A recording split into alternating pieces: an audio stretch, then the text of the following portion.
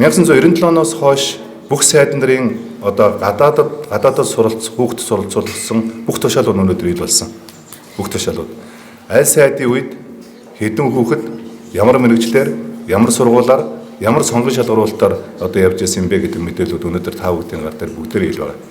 За хоёрдугаар асуудал бол өнгөрсөн хугацаанд одоо нэг гадаадын ихтэй сургуулиудад төгсөж ирээд гэрээний үүргээ биелүүлсэн хүүхдүүдийг тухайн үед чөлөөлтүүд хийжсэн.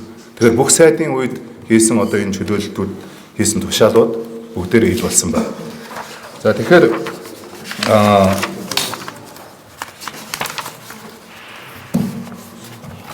миний анх 4 сарын 7-нд одоо өгчээсэн энэ мэдээллүүд өнөөдөр яг бүгдээрээ ил байгаа. За тэгэхээр энэ дээр бол өндөр хөгжилтэй орны магистр докторантурт бол 1780 оюутан суралцсан байна гэдэг тоо одоо яг хэвээрээ байгаа.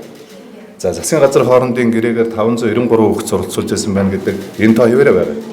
За дэлхийн шилдэг ихтэй сургуулиуд бакалаврын сургалт нөгөө дэлхийн шилдэг 100 суралцж эхэлсэн одоо энэ хүүхдүүд бол 2013 оноос хойш одоо энэ 421 хүүхэд суралцсан байна. За энэ 421 хүүхдээс 384 дэлхийн шилдэг ихтэй сургууль. За 37 нь бол олимпиадад дэлхийн болон олон улсын олимпиадад өндөр амжилт үзүүлсэн хүүхдүүдэд тэтгэлэг олгож ирсэн ийм зохицуулт байгаа. Ингээд 421 хүүхэд.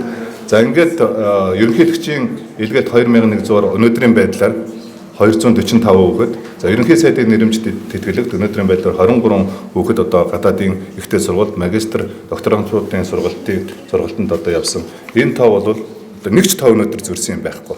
Нэг ч тоо.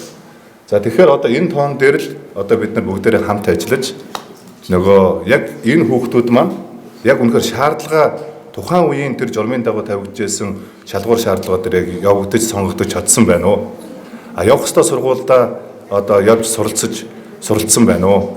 А суралцаад хурж ирээд одоо гэрээний үүргээ биелүүлсэн байна уу? Эсвэл одоо тэр тодорхой гэрээний үүргийг яг биелүүлсэн гэж чөлөөлөлт хийжсэн тушаалууд дээр янз бүрийн одоо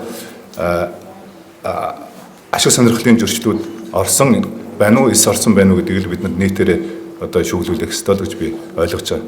За тэгэхээр бид нар өнгөрсөн 2 өдрүүдэд бол авилгалтай тэмцэх газар эрүүгийн цагдаагийн газрын хамтарсан одоо ажлын хэсэг гарч 1997 оноос хойш одоо бүх баримтуудыг бүгднгийн одоо авилгалтай тэмцэх газар эрүүгийн цагдаагийн газрынхан яасан байгаа. Одоо шинжилгээнүүд хийгдэж байна. За ингээд нийгмийн зүгээс тавьж байгаа одоо энэ шаардлагууд энэ шүгэл үлдээж байгаа шударгаас нэтлээ одоо тэмцэж байгаа энэ тэмцэлд одоо бид нараас тодорхой хариултууд өгөх ёстой. Хамгийн гол нь одоо хариултууд үнэн зөв байх ёстой. Тийм учраас бид нар нийгмээрээ одоо ингээд нэг хүнийг одоо эцэг эхийнх нь халуун хасчаасан халуун тушаалаар нь одоо ингэж яллаж одоо харлуулах ийм зүйлүүд одоо байж болохгүй. Өнөөдөр Монгол улсад хүн бүхэн шүглүүлэх эрхтэй хүн бүхэн. А гэхдээ шүглүүлэхдээ өнөөдрийн энэ ил тод болгосон энэ бүх мэдээллүүд дээр үндэссэн ийм зөв шудраг ийм үнэлт өгөлтүүд байгаасаа л гэж хүсэж байгаа.